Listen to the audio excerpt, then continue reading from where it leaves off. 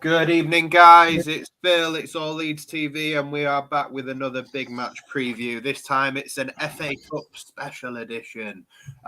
It's the same as the ones in the league, just with shitter bells on it and people wanting to get beaten.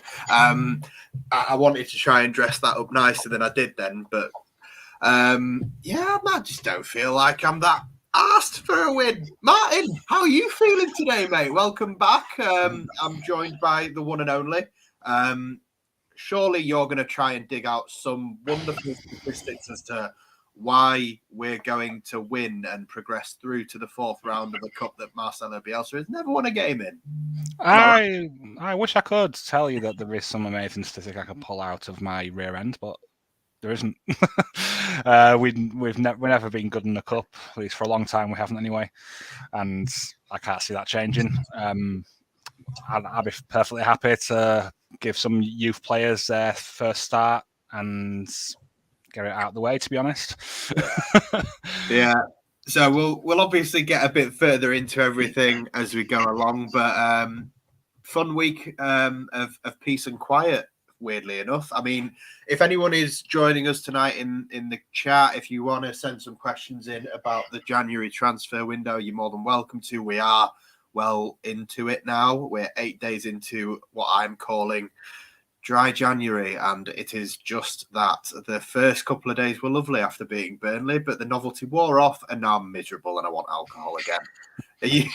How are you finding the first week of transfer window madness, Martin? Are you bored already of being asked for updates left, right, and centre on X, Y, and Z player? Yeah, I don't mind, to be honest. It's not often we have these windows, so I don't mind it. It's a bit of an exciting time. I think we might actually get a couple of players in, which is unlike us for January.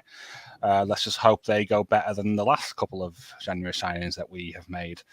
But no, I'm scouting random people most of us have never heard of, aren't you? Yeah, pretty much. Yeah. That is the part that I enjoy the most, is discovering new players, which we'll link to, and seeing what they're like.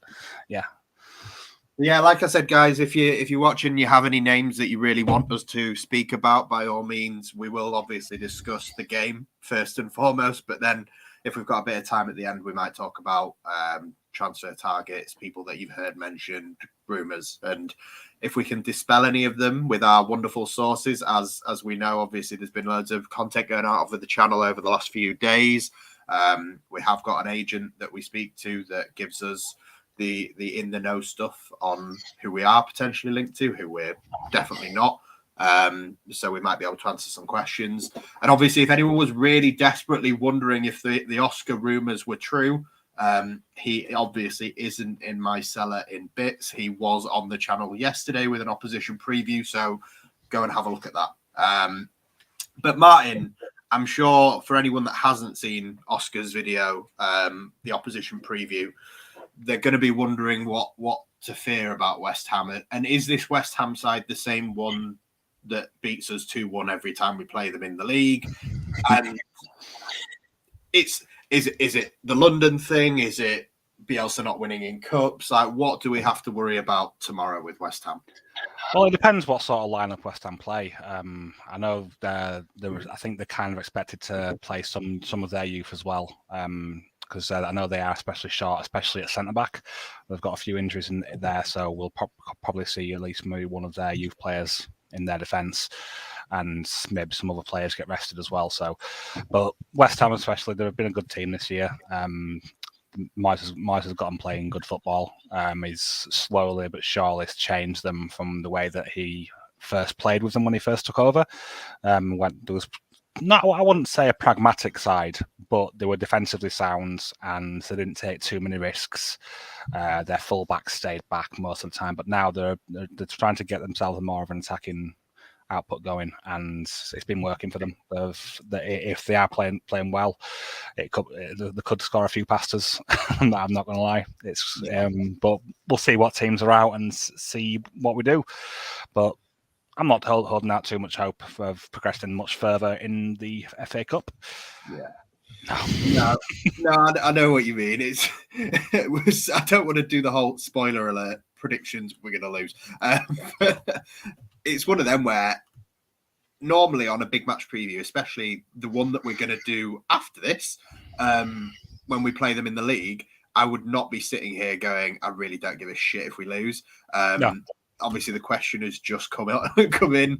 It will keep coming in. Do we really need a cup run? If you would have asked any of us, like maybe 10, 20 years ago, when the magic of the FA Cup was an actual fucking thing, we all would have said, yeah, regardless of, we're in a relegation battle, would you have doing a Wigan, winning the FA Cup but going down? I'm sure Wigan fans would say, yes, that's a moment that they will never be able to have taken away from them. They're extremely happy with having that. But for me, cups now don't mean the same thing that they did when we were kids, especially not the FA Cup. And the money in the Premier League and the necessity to stay in the league in general is just far overwhelming the need to be in this. And with West Ham, I look at them and I kind of go, they're a team that could actually challenge and go on and potentially, like, Leicester won it last season. There's no reason why West Ham couldn't go all the way and get to a final at least and try and take a trophy off City. But realistically, we're not going to get to the final. We're not going to win it. I don't want to go to London Stadium tomorrow and get dicked 5-0. But at the same time, I do kind of don't want to see Rafinha on the pitch at all. I want to see as many first team players that could get injured rested, rest them all. Don't want to see anyone get a 6-match ban for spitting at somebody. I just want everyone to come out unscathed. And then, I know it doesn't work like this, and there's not an option to do it like this. But if I said to you now, Martin, you're going to get tonked 3-0 tomorrow, but you'll take a 1-1 draw next week, you'd be like, fucking yeah, fine. I would. yeah, definitely. I'm not bothered about this. We've lost against much worse sides in cups, much worse. I mean, for one, we're not going to get knocked out by Cambridge like a certain team today. But yeah, it is what it is. If we lose tomorrow, we'll lose tomorrow. As long as we don't get, I don't want to get hammered tomorrow. That's the only thing I don't want. Good pun. Well done. Yeah, but as long as we don't get hammered and next week we have the same team and no new injuries. So resting, like you said, Rafinha, I wouldn't mind us resting Forshaw, because at the moment he's a key player for us, and if he got injured at the moment, we would be in trouble. So I would like to see Forshaw rested. I'd like to see Rafinha rested. I don't want Bamford anywhere near the pitch. Just don't even bring him to London. Don't even bring him, because knowing our luck, he'll fall over while he's walking to the subs bench and stick himself. So yeah, just keep him away and give some chances to some young players. Yeah. Nice to see you, Logan. First away day tomorrow. Very jealous. I've got a few friends that are down there as well. I am currently babysitting. Well, it's my own child, so it's not like I'm babysitting. Ellie's gone out with Tash tonight.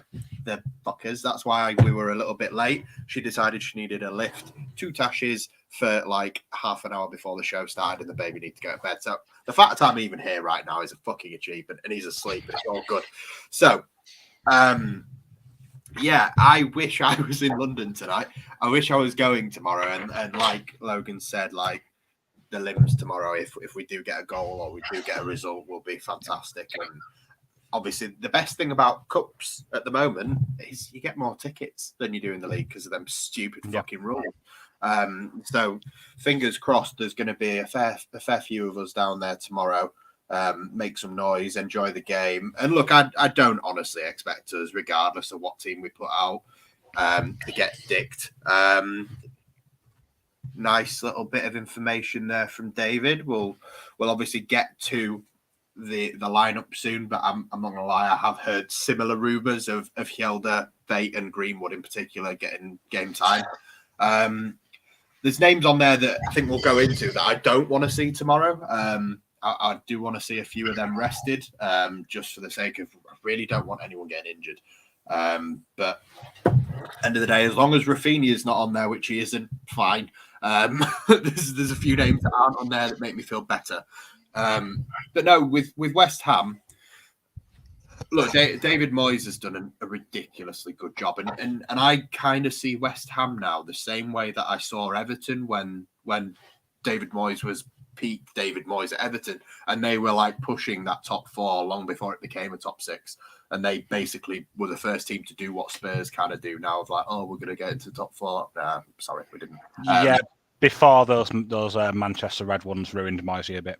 Yeah, but David Moyes is genuinely a really good manager, and he's got the better of us 3 times so far in the league since we've come up, and without ever actually like murdering us. And it's always been a tight game. And then obviously me and Oscar were in the South Stand for the one earlier this season, and that was the first game this season where I felt like I saw bits of a really good performance from Leeds. There was an hour where we looked great, and then I think did KP come off or something? And it all just fell to bits. But the last half an hour, obviously, they scored, and they ended up nicking one really late on with Mikel Antonio going through Jamie Shack and just tapping it in, basically. But we have the capability to manage West Ham with Charlie Cresswell played the last time we played them. Jamie Shack played at right back the last time we played them. So seeing the names Drama and Hjelde and Lewis Bate, for example, on the team sheet doesn't concern me, because it's not like we were full strength when we didn't lose the game. I know we lost on result, but we didn't get beaten all ends up in that game. Like, it realistically, a draw was a fair result, and I think Moyes said the same himself after the game. Like, we can keep pace with these. It's not like we should be expecting to get it. Well, I think it's more that the way we set up. West Ham can't quite deal with that. There's not many teams in the league who press like we do. Yeah. And it disrupts the way West Ham are liking to play this year. And that's one thing that we've got going for us. Although they have beaten us 3 times, like you say, it's never been a dicking. It's always been a close game. And even in the game this season, one of their goals was an own goal. So it's one of those things that it's been so tight. And I have a bit of faith that we could get a winner out of one of these 2 games. I would prefer that win to be in the league, because that's where we need the win. But I have faith that we will win one of these games. That's what I'm saying. Yeah, I don't know. I'm not sitting here saying I don't think we can't win either of the games. Yeah. For me, I don't give a shit about winning tomorrow. I really don't. Obviously, I'll be buzzing when I'm watching the game. If we score and we go in front, I'll be buzzing if we win. But then the draw for the 4th round will be made, and then I'll just be like, fuck. Like, I'd rather just have the week rest. And for me, the only game that I think is important to win, and I know someone in the comments has put, like, we're not in a relegation battle and they feel better now because of the Burnley result and the gap and etc. And we all do. But and I'm not sitting here saying we don't beat West Ham, we're going down. It's not like that at all. I feel quite confident we're all right again now. But end of the day, the league is the bread and butter, and we do need to pick up points. And for me, I don't see us winning either game, to be honest. Just because I think David Moyes has got a knack of getting past us. Hopefully, I think they beat us tomorrow and we're all happy. And I'd like to think we can make a point off them in the league, but with regard to tomorrow, we'll get into the bit that is always difficult, and I think I'll flash this back up and try and go from there. But predicting a Bielsa lineup for a league game when everyone is fit, or even when people are injured, is a fucking nightmare. Predicting a Bielsa lineup for a cup game that you have no idea whether he's going to take seriously or not is even harder. Yes. So the natural place to start, which is where we normally go, right, Melier, move on. Half of me wants to say, in a cup game, with a goalkeeper, we have another goalkeeper. We could try him. We're not going to, are we, Martin? I really wouldn't think so. Klaassen has not had a good start on the 23 life. He's made multiple errors in games. Just this week, I think he was responsible for a couple of goals. He does not fill me with any faith that if Melier was to get injured, that we'd have a capable backup goalkeeper there. I don't see Klaassen starting at all. No. But who knows? It could happen. He might decide to give him an opportunity, see how he takes it. Yeah. But I would expect Meslier to start in goal.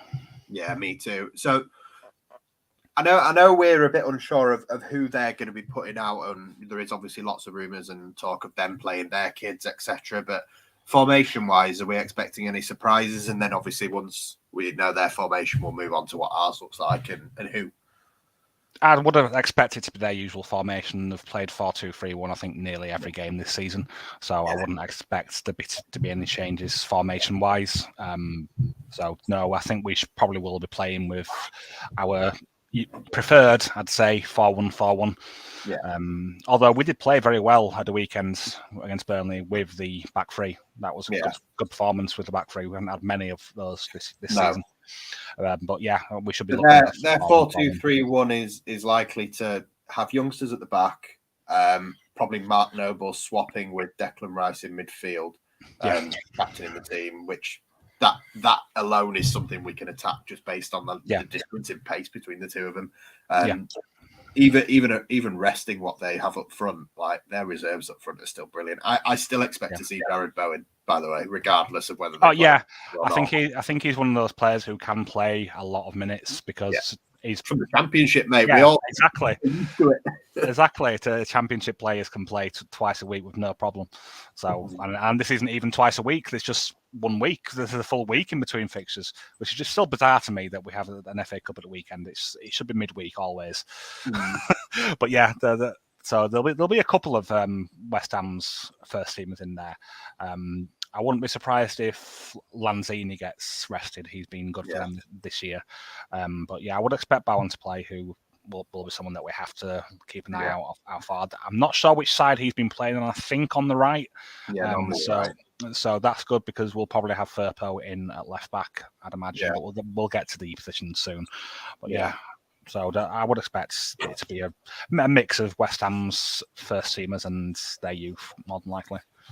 So, going for the back four first, I think we may as well actually, because of the nature of the starting 11, go position by position. So we'll start at right back. Obviously, you'll see on David's little team sheet here, there's both Dramet and Ayling. That would mean obviously Ayling being at centre back. It wouldn't be unusual for Cody Dramet to start in the cup.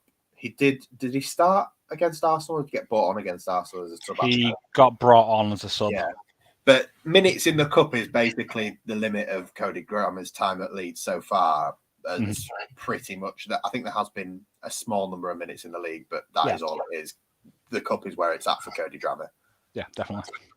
And then obviously moving into the centre, I didn't expect to see the name Leo Hjelde there, but what do you think? And then obviously that means Cock in CDM, which I just don't want to see. But at the same time, like you said, I don't want to see Forshaw there either. I'm so torn with everything. Tell me your back four. I don't know if I can do this one by one. I would probably say what David has put in there. I would say it will be Dramé at right back, Hjelde and Ayling at centre back, and Firpo at left back. That's probably what I would expect to see, and I think I'd be okay with that. I wouldn't mind seeing more of Hjelde. I've seen him a little bit, and when I went to watch one of the 23's games at Elland Road, and he looked quite a tidy player. He came on for Firpo in that game, and he was playing at left back. And he's pretty good at carrying the ball, so that could be good for us from centre back. We do like to have a centre back who can carry the ball, and with Ayling in there as well, we've got two options, so that could work well. We'll see what he's all about. Yeah. So Llorente's not injured, is he? You don't expect to see Llorente. I do expect to see more first teamers than I care to admit. It could be Llorente could play because. He's suspended for the next game, isn't he? Because of the fifth yellow card that he picked up. So actually, I'm going to change what I said there because I totally forgot about that. I'm going to probably say that maybe Ayling at right back with Llorente and Hjelde at centre back. It could even be what David put, but we'll see. Yeah. I do agree. I expect the names Ayling and Firpo to stay there. I think if anyone starts at the back that I don't expect, it probably will be Cody Drammer at right back, which would put Ayling into right centre back. But for me, I kind of half expect Koch and Llorente to persist just because it went well. But at the same time, the only thing that changes my mind on that slightly is, like you said, if Forshaw's rested, which would be the sensible thing to do. But yeah, again, we're relying on Marcelo Bielsa to do the sensible thing, or the thing that we all deem to be the obvious choice. Never going to happen. Which I have no problem with, by the way. I don't want him thinking I don't like that. I like that. Because we know he watches this show religiously. So yeah, that would mean Robin Koch or Adam Forshaw. Are they basically the only two options to go in Calvin's position for you? Or I know one other option. Yeah, is it you that likes to explore the idea of Lewis Bate dropping deeper? Well, Bate can play in defensive mid. He's a defensive midfielder and a midfielder. He's played as a holding midfielder for the 23, so quite a few times. He can definitely play there, so he's definitely an option that we could see there. I would probably be leaning more towards seeing Koch at defensive midfield. That's who I would expect to see. But then the two centre midfielders above them will be. If it's Koch at defensive midfield, it should be Bate and Click, or as I prefer to call them, Clickbait. Very good. Yes, so that is what I would expect to see. That's what I want to see, just purely for that reason alone. Yeah, I think I don't expect to see Lewis Bate start. In all honesty, I know there's been leaks and sources that have said he will, but all season, I think we've all been crying out for Lewis Bate to be one of them under 23s that makes the progression into the first team squad and gets a place on the bench. And the names that we have seen get minutes this season, we've seen Liam McCarron, Stuart McKinstry, Somerville, Greenwood, Gelhardt, Shaq, Pascal Struijk. I know I don't really class the last three as under 23s anymore, but the younger players, they're the ones that get the minutes. And despite him looking really good in the under 23s, Lewis Bate has not really been on the bench at all, apart from I think it was the last game.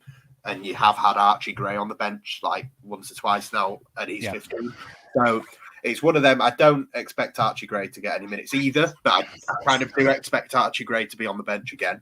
But for me, I think Lewis Bate will be on the bench, despite us all wanting to see him. For some reason, it just hasn't happened yet, and I'm not sure if tomorrow's the day.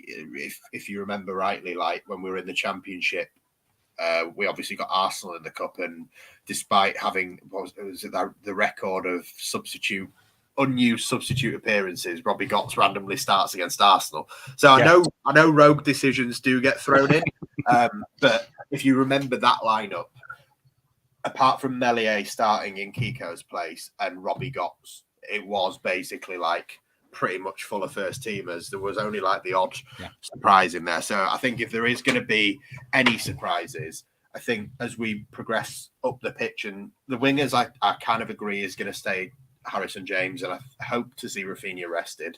I think he will go there. But when it comes to the one or two random people being thrown in, I think the obvious one would be Sam Greenwood. We've seen Greenwood get probably more minutes last season than he's had this season, but we've now heard that Gelhardt's out for 3 to 4 weeks.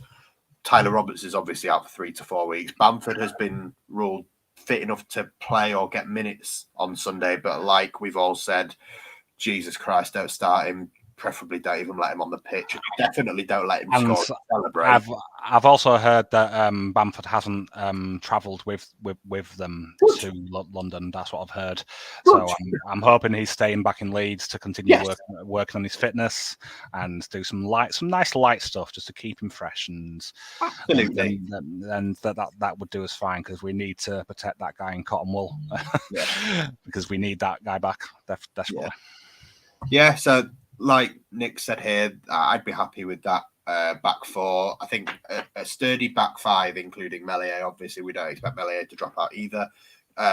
Getting the minutes under their belt and just kind of providing a stable foundation for whatever's in front of them, so that we don't, like we say, get dicked. We all expect to hopefully get knocked out in a nice way tomorrow.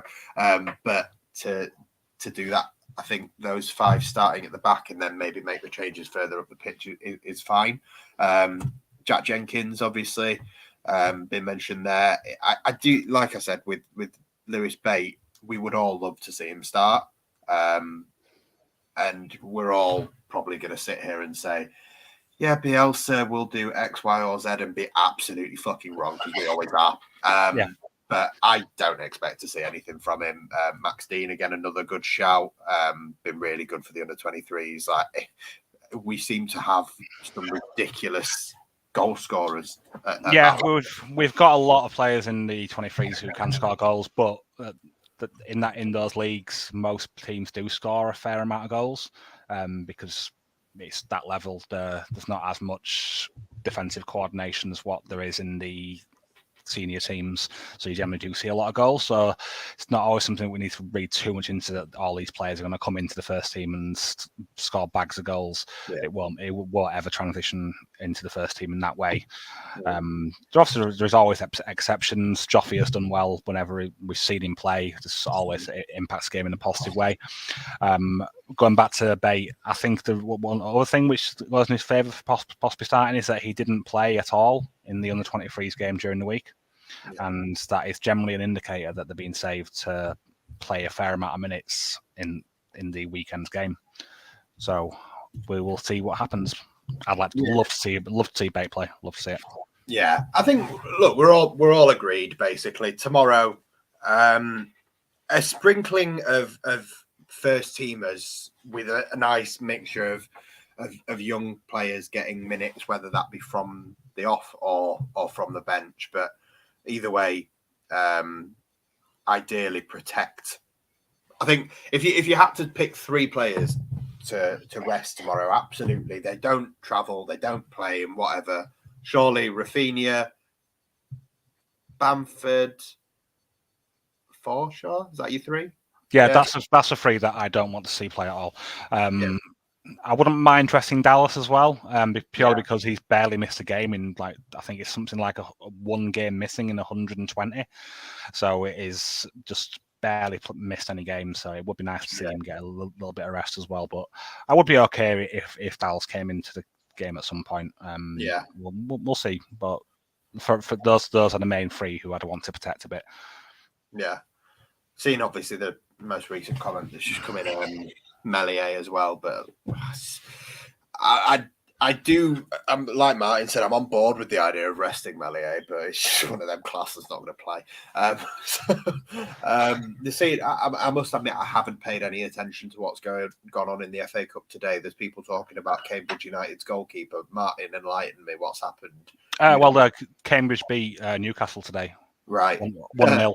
That's funny. Cambridge's goalkeeper pulled off a number of very good saves, so that's why they're talking about a Cambridge goalkeeper. Right. But there is always that magic. Yeah, I think that's the magic. But the magic for the not FA when Cup you're West Ham, though. Yeah, is more for teams in the lower leagues. That's where the magic of the cup is found, and that's why our best memory of the cup in recent history is obviously we know that very well. It's not long ago. It was that Beckford did his magic at the Stretford end. Yeah. So we know as we've been on the receiving end of quite recently. it also works the other way, and it's really fucking shit. Crawley, Histon, Newport, Sutton. Is there any more you want to reel off while we're here? No, not really. I'm fine. But yeah, that also. I'm not gonna lie, I don't fucking like this competition. I haven't for a while. You can see why Bielsa just wants to give up the second we get drawn. Anyone?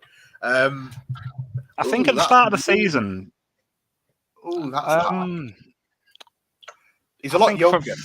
He's a lot younger. And 𝐾𝐿 made a number of. Yeah, a bit maybe footballing ability wise, yes, but as a person, I'm sure he's sound, he's Klaassen. And so I would still rather play. I'd rather play Klaassen than 𝐾𝐿, put it that way. Yeah. Don't worry, Ollie. I saved them all so that I can watch Match of the Day when this is finished, and I will be watching every game. Don't worry. So, how do you expect? I mean, I think we've already given a pretty good inkling.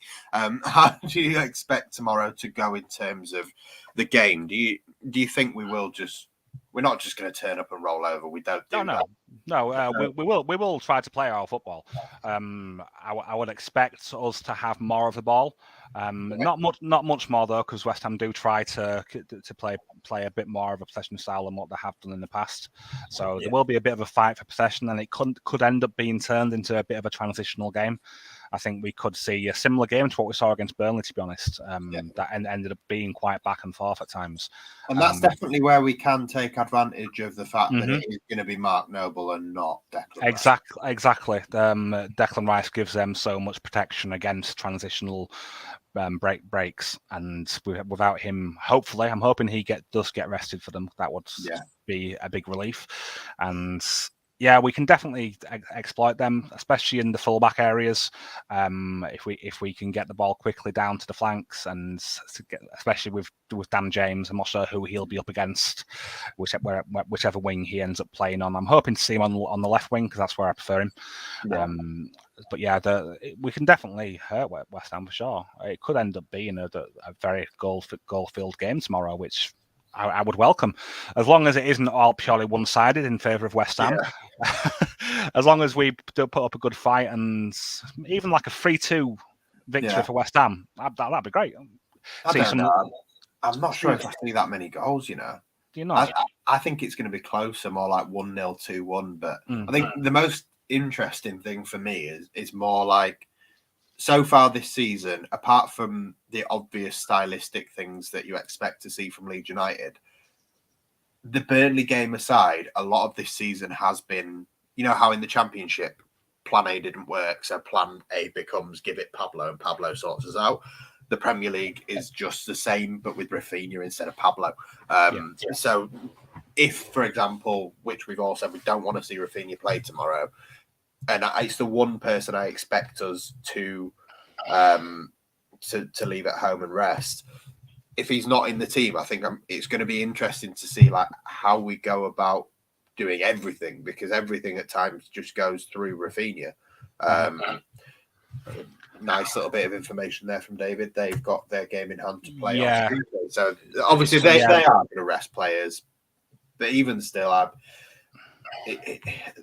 that's where the magic of the FA Cup goes a bit, where it ends up being like half of our reserves versus half of their reserves and some under 23s. And that's why the magic has gone, because no one takes it fucking seriously anymore until you get to the semi-final, because there's no point in doing it. Oh, it's because of how much money there is in the Premier League. Every position counts. Every position gets you more and more a chunk of that Premier League money. You get more money for finishing higher in the table. There's always going to be teams who will prefer the league over the cup. So you'll never get players rested. I love that from Gale. they've got a game. It's only Norwich. That's brilliant. So no, like say for example, Rafinha doesn't play tomorrow. How do you think that changes things for us? Do you think we still play very much the same way? Yeah, I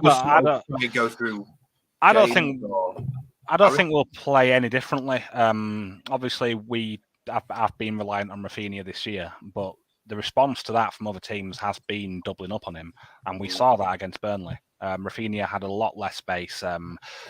Burnley were a lot tighter on the side that Rafinha was on, and it meant that Rafinha didn't have that great of a game against Burnley. And I think we'll see some things like that throughout this season now. Teams will be focusing more on Rafinha because they know that he's the player for us this season. And in this game, since he's not there, I can't see us trying to play any differently. We could try to rely on James's pace. That could be one channel that we could look to hit and try to make things off that. We'll just have to see. But I don't think it'll be much different stylistically from us. We'll still try to play football the same way we always did. And going back to what Gail said about it's only Norwich, I would like West Ham to take Norwich seriously, please, so they can smash them and keep them back down where they belong. So we'll go to score predictions. Get them in the comments, guys. I want to see what you expect from tomorrow. Hopefully there's going to be some positive ones in there. People that think we are going to win and have some sort of reason as to why they want us to win. not sure what that could be. But Martin, what are you going, mate? What do you think is going to happen, and what would you like to happen? I would like it to be a 3-2 win to us, but I think it's going to be a 3-2 win to West Ham. That's what I'm going. And the goal scorers for us, I will say Greenwood bags one and James. Right, okay. A couple of 3-1s in there. We've got a West Ham fan that's joined us that's gone 3-1, then a Leeds fan that has also put 3-1 to West Ham. And I think both fans will have been equally happy typing that in. I'm going either 1-0 or 2-1, both to West Ham. That is what I see happening, and it's exactly what I want. I was hoping Scott would have been with us tonight, because you know what Scott's like with a good cup run. He would have sat here and gone, "Oh, it'll all be fine. We're going on a cup run. We're going to win the cup." And it's like, fuck off, Scott. Yeah, I must remind you both, like, the game has to be decided tomorrow. It cannot go to a replay. There are no replays in the third or fourth round this year. So it will go to extra time and penalties. That's one thing we also haven't said. I do not want to see extra time or penalties either. No. I'd rather there wasn't extra time and penalties. But yeah, there's loads of different scores coming in. It's good to see that people do think that we have a chance of winning. But yeah, no, hopefully we don't get dicked. We play really well. Are we really short of 7 first-team players? Mate, we've been short of 10 for the last month. If it's only 7 now, like, that's a nice update. Someone's just come back. Yeah, no, we are genuinely very injury-struck for quite a while now. As you'll know, the main ones, Calvin Phillips, Liam Cooper, Patrick Bamford, they're the main 3. That's all you basically need to do to us, to be honest, to hinder us that bad. I think at the moment we're operating a 1 in, 1 out policy in the physio room. So when overworked NHS worker in the world. Exactly. So when one person gets fit, someone else has to sacrifice himself. I think it's the price we've paid to get Forshaw back fit, to be honest. I think that's what it is. There's been some sort of sacrifice to some devil to get him back. A little bit like what we do with Oscar. Like, we let him out every now and again to do an opposition preview, and then we lock him back in the cellar so people start asking where he is, and then eventually we release him because people were threatened to call the police. And then he's changed his mind and gone 5-1. Well, preferably not 5. I'll do the deal with you on 3 now. 2 would be better. But goals for me, like you said, I'd love to see Sam Greenwood get a goal, but just because of how he played last time out, and I'll say this and he won't even start tomorrow, but Junior Firpo, I'd love to see Firpo get his first goal and just continue that trajectory that he's on at the moment of going from fucking calamitous maybe like a month ago, like, I'll be on the pitch for 2 minutes and have at least 1 yellow card and a second warning from the referee. But to last time out being absolutely brilliant, and probably deserved to get on the score sheet last time. It is, definitely. But then obviously if he could get a goal, an Alioski pile driver, like that would be nice. And then 2-1 defeat. So, guys, I asked you at the start if you've joined us since then. We were saying, obviously, we are in the January transfer window. We do expect this question to keep coming up every time we have a video. So we've got a little bit of time before we have to drop off. If you want to ask about anyone in particular, get your comments in. We will talk about them. There has been lots of rumours this week. If there's anyone you'd like to discuss, Martin, chuck your names out there. But basically, we have got contacts at All Leeds TV with certain Premier League agents. That's where Oscar gets some information. That's where we get some of our information, and we're probably not the only channel out there that gets the information from the same person. But you will obviously have seen some of the rumours flying around. We may be able to dispel them for you. The first one we should start with, definitely, Martin, is Boubacar Kamara. I think he means Boubacar Kamara, but I'm happy to stick with Boubacar. Yeah, Boubacar Kamara. I would love to have him, but I don't think it's going to happen. He he's probably setting his sights a bit higher than us at the moment, I'd say. He would be great for us. He'd be a great player, but at the same time, his best position is in defensive midfield. A player of his quality wouldn't want to come here to sit behind and Kalvin Phillips all the time. He is versatile, but his best position is in defensive midfield, and I can't see him wanting to be back up to Phillips. But yeah, he is one player who's been discussed, but I think he might be beyond us at the moment. Yeah, Ollie's basically nail on the head. I don't give a shit as long as they play in midfield, basically. Yeah. They could be from the Championship, it's fine. Again, Gale's on fire tonight. More likely to get 𝐘𝐔𝐅𝐂. Yeah. The name that we've been discussing today in our group chat, and a name that's coming up in the comments, that Ferran guy. Basically, Martin, I'm not going to sit here and pretend this is my information. I've asked the question earlier in the group chat because I've never heard of him. I got sent the name earlier by a friend, and they asked me, what do I know about him? What's the link? And I was like, guys, does anyone know this motherfucker? I just assumed it was a Football Manager regen. That Ferran guy from Barcelona's B team, he's a striker, not a midfielder, as I was originally told. Martin, tell me things about him. Well, he's actually a winger by trade, but he can also play up front, and that is where he has had minutes at Barca this year. He's impressed in their B side and got an opportunity handed to him from Xavi, which he took with both hands. He scored 3 goals in 5 games, I want to say.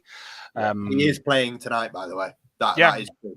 So yeah, if any of you want to watch Barca to see what he's like, but he's something. When he plays up front, is something of a false 9 because he's a winger. He does like to drop deep a lot and link up play, and he's apparently pretty quick at getting his shots away. So that's always a good thing. The rumoured figures is between, I think, around £8 million or 10 million euros, however you want to put it. It would be a good option because there's another rumour going around that Somerville is potentially moving on loan to Blackburn, and so that will be exactly. So we Poveda got unfortunately badly injured when on loan at Blackburn, which is just such a shame for him because he'd been doing well for Blackburn. He'd scored his first goal and got an assist as well. So I'm not sure what he did, but he broke himself badly, and breaking themselves badly thing. Fuck. Yeah, exactly. It's terrible. It's breaking yourself badly. Yeah, but the rumor that we've heard a bit today is we're meant to be going in with a £10 million bid. His contract is expiring in the summer, but Barcelona are apparently holding out for closer to £20 million. That expiring in the summer thing is kind of being left as it is, from what I gather, by Barcelona to invite a bit of a pile-on in the January transfer window, see if people will drum up interest. If they reach the amount that they're willing to sell him for, then they'll sell him. If they don't, they're happy to sign him a new contract after this transfer window anyway, basically. So the usual requests have come in from a friend of mine, Billy. Hello, thank you for watching. Haaland, I don't think Alfie Haaland's coming out of retirement, and I don't think we can afford his son either. Has he got any other sons? I think he has, he's got a cousin, hasn't he, Haaland? And his cousin got linked with us a couple of months ago, and he was banging him in back in Norway as well. But that one sort of disappeared quite quickly. John Swift, obviously, getting mentioned a lot. Have Leeds got any money? We're in the Premier League, mate. Everybody's got money. We're just not going to fucking spend it. Bielsa is not going to say yes to anyone that isn't going straight in our first team, basically. I think we have got some money, not 40, 50 million, but I think we probably can spend between 20 and 30 million this window if Bielsa will sign off on anyone. But as it is, he said that they've got to improve his options that he already has. So that is what Bielsa has said. And Erling Haaland is not better than Patrick Bamford. No, why we won't be signing Erling Haaland. Exactly. Why settle for this Erling fella when we've got a Lord in our presence? Yeah, and we could easily just bring back Jean-Kevin Augustin like that.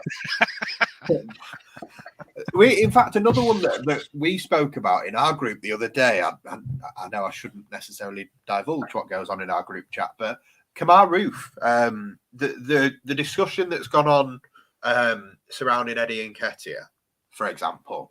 We've said nobody's coming in this January transfer window that isn't ready to go straight into that first team, isn't better than what we've already got, and maybe the first part more than the second, because I don't think Eddie Nketiah is better than 𝐘𝐜𝐲, to be fair, let alone Bamford. But with being able to go into the first team, the idea behind Nketiah is that he's already been here before. He doesn't need that 8-week thing to get up to speed. He knows how Bielsa works.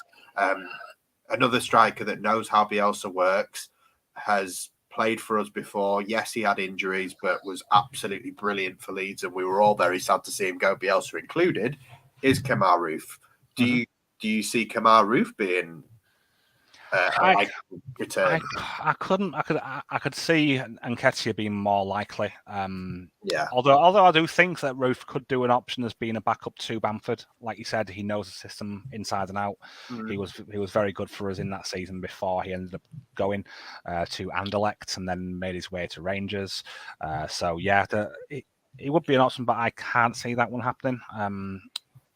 I think we could do with another option. I think mainly because Joffrey has just got injured for another 4 weeks. Yeah. So we are very light on the ground when it comes to strikers, as well as Joffrey. We've got Roberts injured. Yeah. Lots of fans may not be that bothered about Roberts being injured, but me personally, I am. Very diplomatically put, Martin. Well done. Thank you. We need another body up there, I think. I wouldn't have said that before both Roberts and Joffrey got injured, because, of course, we can't just have one injured position. We have to have two in the same position. Just when Bamford is coming back, so that's the sacrifice we have to make for Bamford being fit. Maybe not match sharp, but fit. 𝐘𝐜𝐲 has been good for Rangers. He's scored quite a lot of very quality goals. I think he scored one from near the halfway line. Yeah, it was in the Europa League, wasn't it? Yeah, that was a lovely goal. Yeah, I'm with Jordan there. I really don't want to sign Ross Barkley. Yeah, I know. Obviously, we'll say this, but then we'll also direct you to Scott's video on Ross Barkley on our channel just a couple of days ago, where he goes in detail on what we expect. Like, Ross Barkley to Leeds is, to me, the most likely deal this window. It's the one that I've heard the most about from in the know sources rather than just random people on Twitter. It does seem really likely. It is probably going to be. I don't expect us to sign anyone in the next 2 weeks. I think anything that does happen will be saved for the last week of the transfer window. And I've always said I think it'll be loans. I think if we hold off on Ross Barkley and other people are interested, I don't think he's particularly asked about where he goes. I think he wants to play football. He just wants football. Yeah. So I think if we're his only option at the end of the window, he will come. But if someone's interested beforehand, he'll go there. Ideally, that would be the best scenario for pretty much everyone is saying, don't want Ross Barkley, expect him to be injured after 2 games, don't want Ross Barkley, don't want Ross Barkley. Yeah. There has been some water thrown on that a bit. I think a reporter from the Mirror, David Anderson, he put out saying that Barkley to Leeds isn't happening. And maybe he's watched our show. I'm not going to lie. He tweeted that about 2 hours after Scotty's video went live. But yeah, well done, Scott. Good luck. I don't want Barkley, and I hope it doesn't happen, because he is not better than what we have. People might say that he's better than 𝐾𝐿, but he's not better than Matthias 𝐾𝐿. 𝐾𝐿, especially recently, has been improving. I would not want to see 𝐾𝐿 replaced by Ross Barkley, and I can't see it happening. But we'll see what happens. We've got one Logan who is going to the game tomorrow. Oh, Logan! Ross Barkley, you're the first and only one, Logan, mate. So, are you basically Ross Barkley in disguise? And that's the one. I know you're not a fan of him, Phil, but I would take Todd Cantwell. He's a better player than Barkley. Yeah, he looks a bit of a spice boy, but he's a quality. He's a quality player. He hasn't been in favour. Based on when, man, like when He doesn't even fucking play for him anymore. Like when they were in the Premier League the first time, maybe, but then they got relegated, and like the summer they got relegated, he was edging for a move, and he didn't get the move. Barely played as far as I can remember in the Championship when they were coming back up. No, he played. He did. He played. I watched a few of Norwich's games. But yeah, and they definitely don't fucking use him in the Premier League ever. Farke lost faith in him. Then they've got that fucking wombat in now, and he doesn't really seem to rate him either. Like for me, Todd Cantwell is no. If you're saying Ross Barkley is not better than Matthias 𝐾𝐿, Todd Cantwell is not fucking better than Matthias 𝐾𝐿. I didn't say he was. I just said that he's a good player. Yeah, but that's what I mean. Like, it's got to be better than what we have now to bring it in. He ain't coming. Not a chance. I would like him, but I can't see it happening. To be honest, I just rate him. I can't say why that is. I've watched a few of his games and I've liked what I've seen. He's a good dribbler of the ball. He's good in transition. He is a good striker of the ball as well. I've watched a few games from Norwich last season in the Championship when he was playing more, and he would fit in with the way we play. And I think he would be a good player. I would definitely much prefer him to Ross Barkley. And Cantwell would not the best player at Norwich, mate. Billy Gilmore, better player. Well, yeah, but he's at Chelsea, isn't he? But you were talking about now. We can't buy Billy Gilmore when he's on loan at Norwich, can we? But we'll see what happens. I'd be happy with him. Is there anyone else that people have heard or who would like in the comments? The answer could bring the best out of Barkley. He'd have to make him lose about 3 stone first. Yeah, that'd take before the end of the season. Well, I know I shouldn't normally pay attention to these kind of things, but there's been some strange comments coming in from this man. First he wants to smell, I don't know who you is, but now he also wants to smell Ross Barkley. Well, get yourself down to London and give him a sniff. Let us know what he smells like. And perhaps if he smells good, we'll all change our mind. We do want to try him. But yeah. Elif Elmas, another name that Ethan sent in. Is that the link that just keeps sort of coming back round because of the Alioski link and the North Macedonia thing? Surely money-wise, that would be basically all of the money we have available for this window gone on a position we don't need, right? Yeah, I definitely can't see that.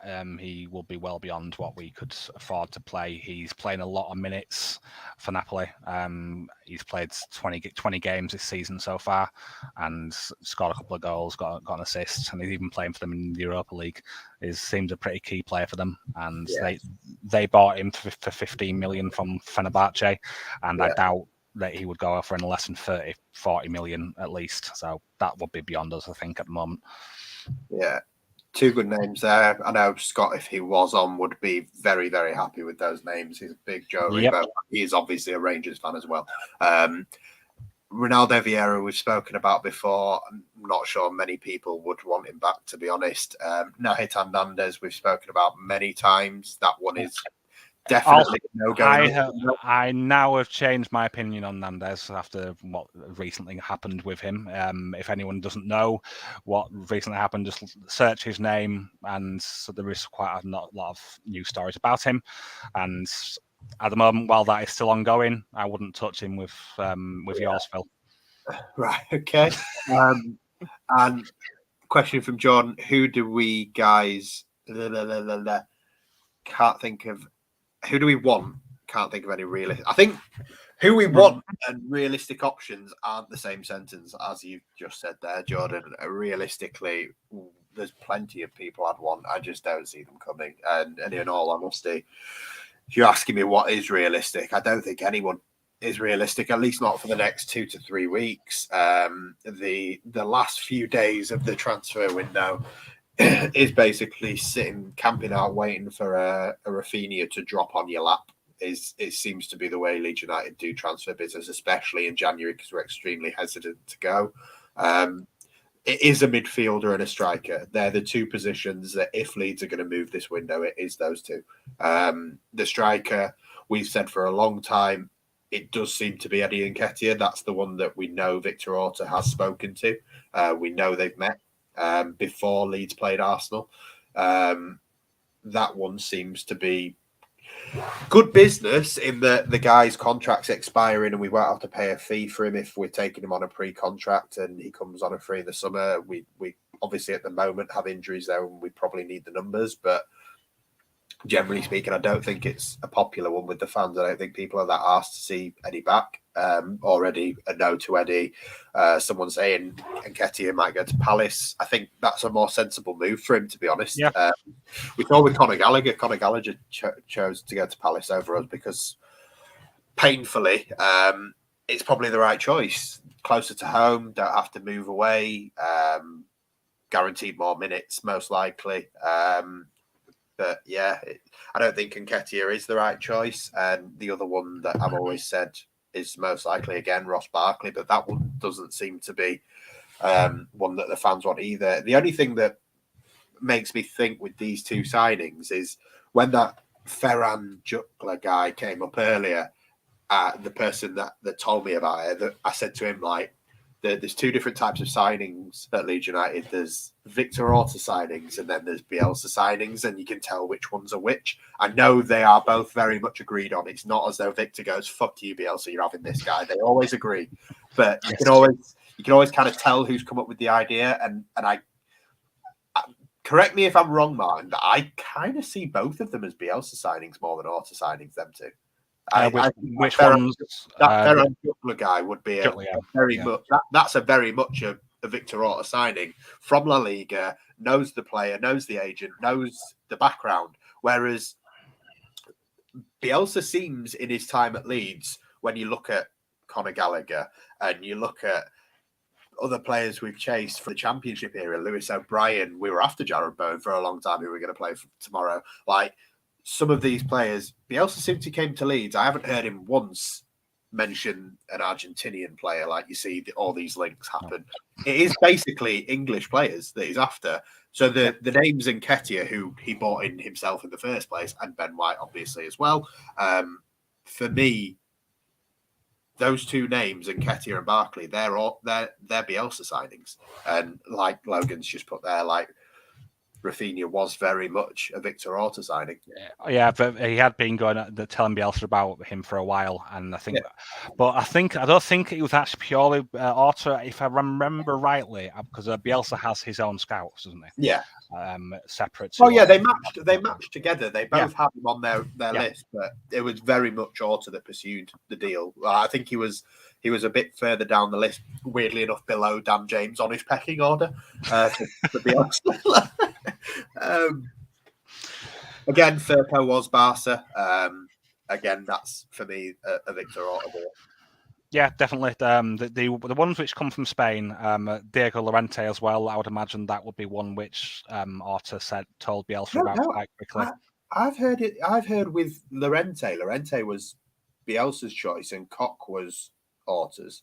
And then Llorente came in afterward because 𝐾𝐲 picked up that injury, and he was playing with that injury for a while. They knew that he was going to need an operation on that injury, so that's when Llorente came in. He only came in because 𝐾𝐲 was going to need time away for a while. So that I believe both will have been. I know 𝐾𝐲 had been identified a long time before we signed him because Bielsa had telephone conversations with him. For me that. I think 𝐾𝐲 was definitely one which Bielsa 100% was behind because he spoke to him on the phone. It's one of those things, isn't it, that Bielsa is very, very picky about the players that he will bring in. That could be possible as well. We'll see what this window brings. I think some players will come in, like you said, Phil, striker, but I think the striker that we bring in will more likely be a winger and a striker in one. That's where the link to Ferran Jutgla comes from. I think because we want someone who both can cover for the outgoing Somerville, who I expect to go out, and give us another backup up front. So that he kind of ticks both those boxes. But we know what the transfer window's like. You can never say what rumours is what until it happens, because when 𝐵𝐿 came in, none of us saw that coming, did we? None of us had mentioned. No, it's always left field. It's very often left field.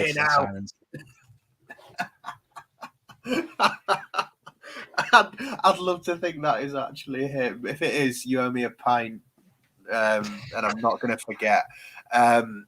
Anyway, Alex Mowat is one that has. That's an interesting one, to be honest. Yeah, there was a picture actually. Was it at one of the games like a month or two ago? Just him and Rads or him and Angus or something, and they were together, and it sparked rumours then. Who's owning up to the Rodrigo signing? Very good. Alex Mowat, we actually did a bit of a section in the last big match preview when we were talking about transfers, and we were talking about sentimental signings, bringing people back, and we obviously laughed off names like Danny Rose not happening, and we said yes to like James Milner and in and ahhing about like Lewis Cook, but Alex Mowat never came up, and over the last few seasons in the Championship, he's been shit hot and probably deserves to be given a chance in the Premier League. Like, I was annoyed when he left, to be honest. I'd always rated Mowat. He was a good player for us. I could understand why he got sold, but I was still a little bit sad that he went, because I always thought there was definitely a player in there, and I think it's a player that Bielsa would like as well. He's got a good engine on him. He can link up play very well in midfield. He's not shy of putting in the tackle. That's the Leeds in him. So we know that I think he would be a decent option, but we'll see. Again, I'd love to see Alex Mowat back. To be fair, there's very few ex-Leeds players that I wouldn't welcome back. Weirdly enough, I know the other day we played Burnley, and Charlie Taylor, for some reason, always plays really well against Leeds. Oh yeah. Charlie Taylor back just because of how he. Well, he's a great player. The way he left was a little bit snake-like, but it's still he's a good player. He probably won't come back. I think he probably doesn't like us much. That's why he always ups his game against us. And a lot of the fans don't like him because of the way he left, and I can understand that. But he's definitely a good player, is Charles Taylor.